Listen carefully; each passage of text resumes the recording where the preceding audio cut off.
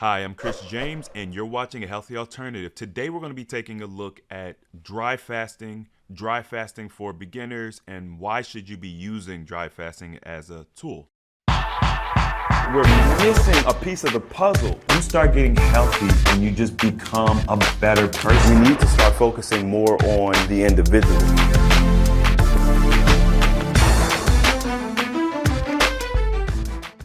All right, so if you guys have been enjoying the content for the past couple of years, you already know what it is. Hit the like button, subscribe if you haven't already, and make sure you head over to our website, ahealthyalternative.org, and sign up for our newsletter. We send out newsletters every single week with tips and information and upcoming events and things of that nature. So get plugged in. Okay, so today we're going to be talking about dry fasting, and we're going to be looking at it from a beginner's point of view. Now, first, let's distinguish what is dry fasting, because with all the different terminology, things can get very confusing. Essentially, dry fasting is what you would consider traditional fasting. When people talk about fasting, especially when you're talking about more ancient practices, dry fasting is what they're talking about. This means that you're not eating food nor consuming water by mouth. This is a very important distinction to make outside of like water fasting. Water fasting is literally fasting while supplementing with water. That's why you call it water fasting. Okay. So if you ever hear anybody talk about, they just do a regular fast, they don't do water, that's dry fast. Now, there's two different types of dry fasting. You have hard dry fast and you have soft dry fast. Okay. The only difference between these two is how you interact with water. So some people are purists and they don't want to even brush their teeth with water. They don't want to take showers when they dry fast. They try to avoid all contact with water. Because remember, when you take a shower, your body absorbs a tremendous amount of water. If you consider the water that's in our cities and the pipes, it's not healthy. So I can understand why people choose to avoid all contact with water. Now, soft dry fasting is you do still brush your teeth. You still do take a shower. You still do wash your hands. Okay? So that's the difference between the two. I personally have never done a hard dry fast, just meaning that, I've never gone multiple days without having any kind of contact with water. I may have done like one day, but it wasn't like super intentional. So I don't really count that. But I have, however, done 6 full days of soft dry fasting. And that just means that I still did brush my teeth and stuff, but I did not drink water. And when I brushed my teeth, I didn't swallow it. I never ingested any water. I would still take showers and things of that nature. Now, it's important to understand that when you do a dry fast, especially from a beginner's point of view, you're not withholding water from your body. Your body is, although we're dehydrated, we're still considered to be 75%, 75% water. You have what I call internal waters.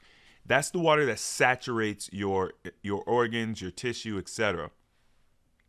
This water also, there's a lot of inflammation in our bodies. Inflammation is one of the core root causes of disease. And it's not really the inflammation itself, it's the irritation that causes the inflammation. But we typically do deal with a lot of inflammation. So you have to imagine that all that inflammation, that all contains water as well.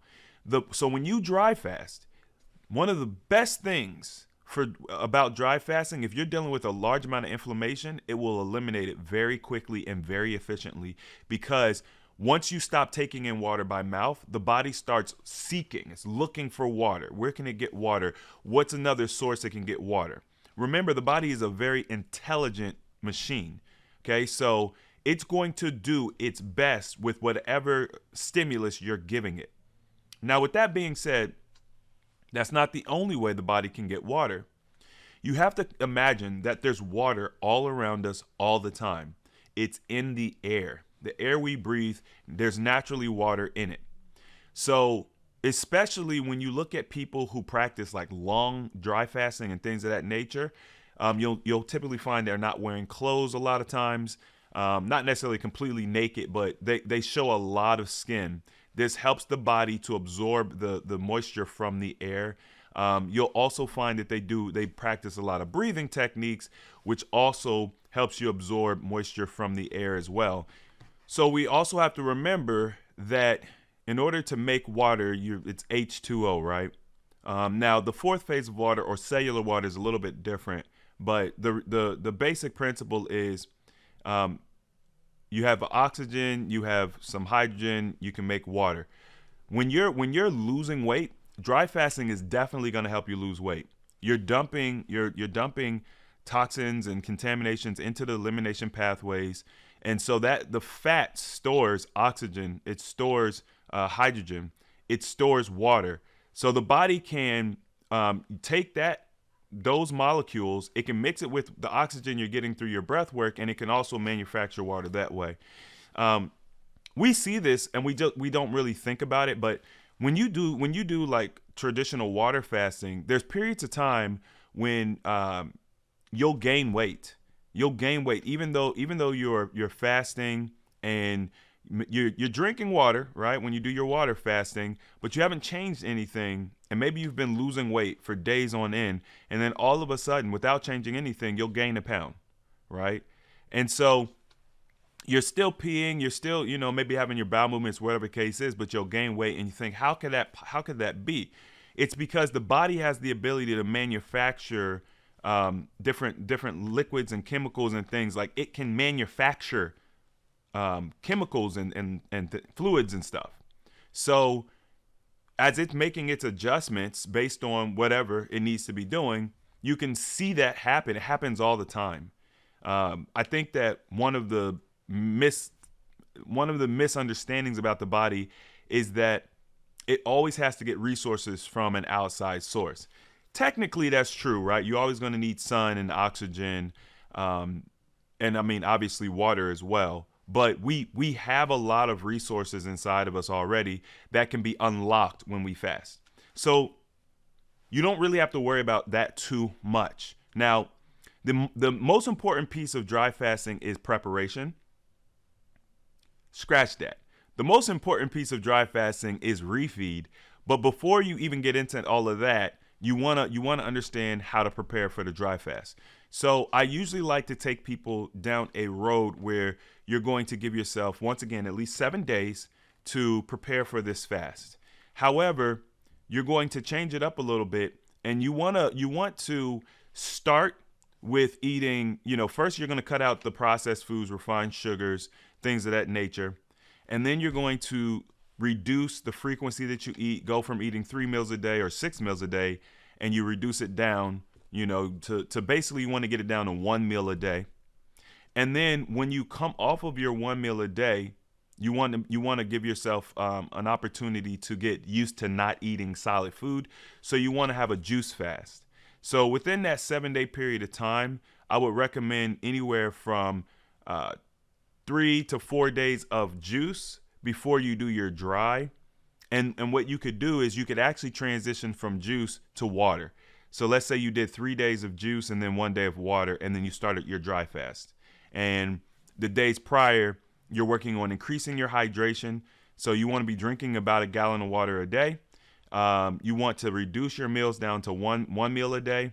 I would recommend, what would be optimal is if you were to eat raw food for that 1 meal. You can have a larger portion size if you want, but raw food's going to be optimal just for, as far as prepping. And then you're going to do your juice fast, and then you're going to do your water fast, and then you're going to start your dry fast. And then for beginners, I would recommend starting with 1 day. 1 day of dry. If you feel good after 1 day, go ahead and stretch it to 2 or maybe even 3 days max.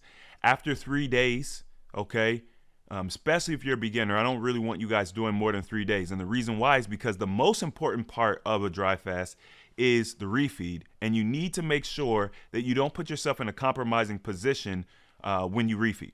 If you've been dry fasting for longer than 3 days, which 3 days is a really nice long dry fast.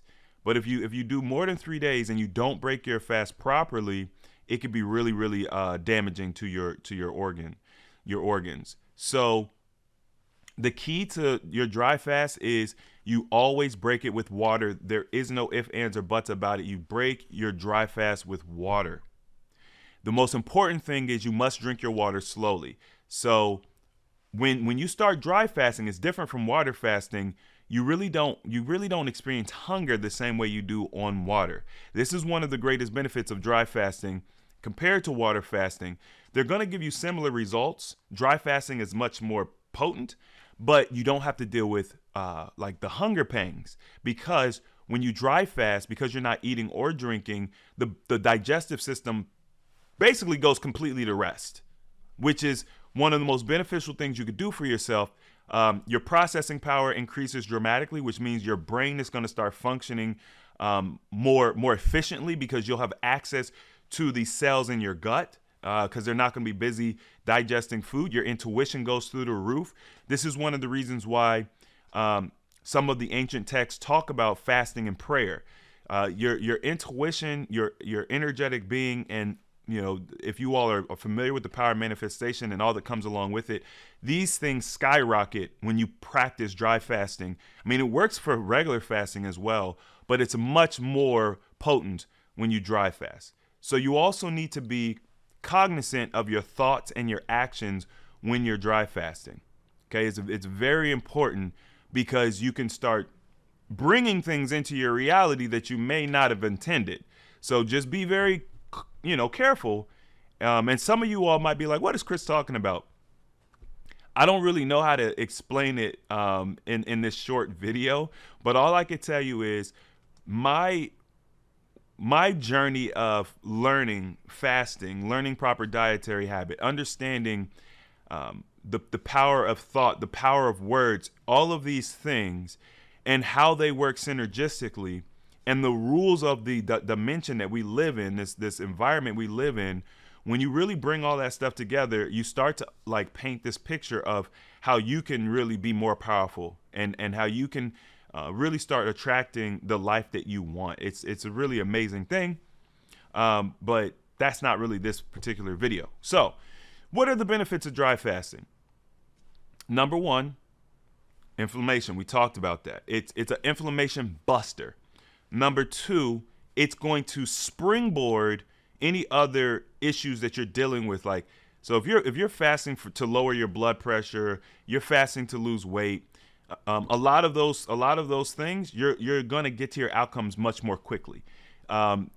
There's an idea that dry fasting is about 3 times more efficient than water.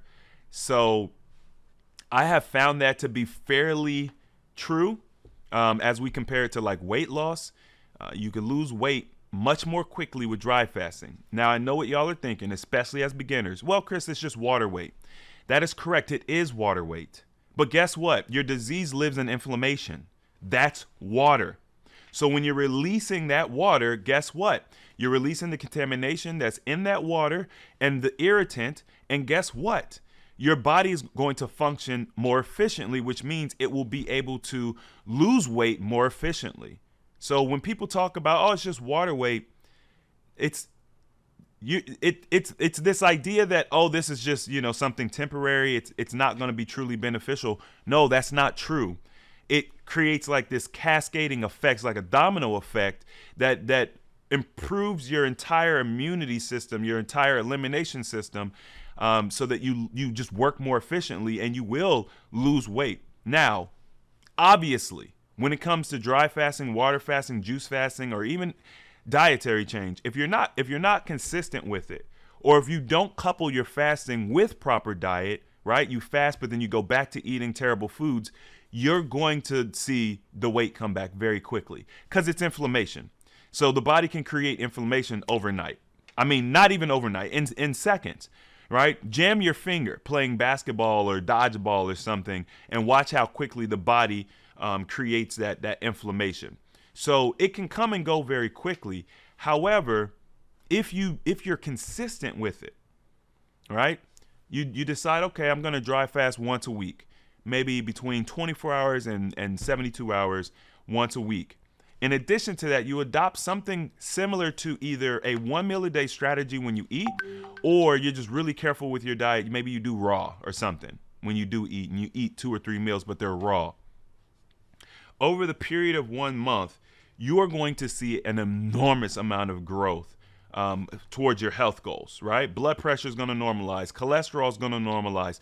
Cognitive function is going to increase. You're going to rest better. And as you, the more healthy you become, the more rapidly you get healthy as well. So it's the healthier you become, the quicker you get healthy, if that makes sense. So if any of you all are familiar with like credit cards and like compounding interest, it's kind of like compounding interest. The more consistent that you are with whatever regimen you're doing, the quicker you start to see benefit over the duration of time. You know what I mean? I think the main issue we deal with is we want to see benefits today, right now. We've been fasting for 3 minutes. Where's the benefits? You know what I mean? And that's just not the way things work. Okay. There's some pretty cool techniques out there that can get you some kind of miraculous results or whatever. Unfortunately, Chris is not a practitioner of those types of techniques. I know they exist. I just can't speak on them. But with that being said, all of the benefits that you would see from water fasting, you'll get from dry, and you'll probably get them in spades. Also with the increased, if you're fasting for spiritual reasons, energetic reasons, maybe you're dealing with trauma or anything of that nature, dry fasting will help to expedite those processes. But beware, it's not all peaches and cream. It is a more challenging fasting process than water because of how quickly and rapidly the body responds. So I usually recommend to keep the durations a little bit shorter, because you don't have to fast as long to get the similar results as with water fasting, but dry fasting is definitely a challenge. It's definitely a challenge. And when you're dry fasting, you're going to start craving water. So it's very important when you break your fast, you don't guzzle water. You can really hurt yourself. You want to sip your water slowly. You might want to do less than 16 ounces of water per hour and just sip. You can sip on your water all day long. One thing I've noticed from dry fasting is over a period of time, well, I did 6 days. So maybe around day 4 or 5, I noticed that my throat, it was almost like the muscles in my throat weren't used to swallowing anymore. So when I started drinking water, I had to like get my system used to drinking water, to swallowing. So imagine if you put a piece of food down there, a piece of chicken down there, and your body has to, you know what I mean, get acclimated to swallowing again. That could be a major choking habit. So hopefully I've stressed that enough. I think this video is an amazing start point for those who are interested in dry fasting. If you guys have more questions about dry fasting, throw them in the comment section. We may pull a few, do some other follow-up videos talking about it, but it's a phenomenal technique. It's widespread. There's many cultures and different communities that do it, so it's not like a weird thing. It is traditional fasting. Hope you all enjoyed this video. If you did, don't forget to hit the thumbs up button. If you want to see more videos like this, subscribe. And as always, the application of knowledge is power, and I'll see you all next time.